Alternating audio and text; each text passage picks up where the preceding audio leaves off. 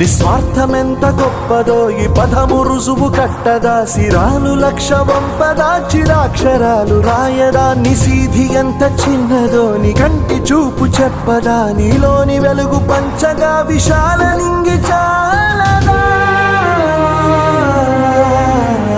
మనుష్యులందు నీ కథ మహర్షిలాగా సాగదా, మనుష్యులందు నీ కథ మహర్షిలాగా సాగదా.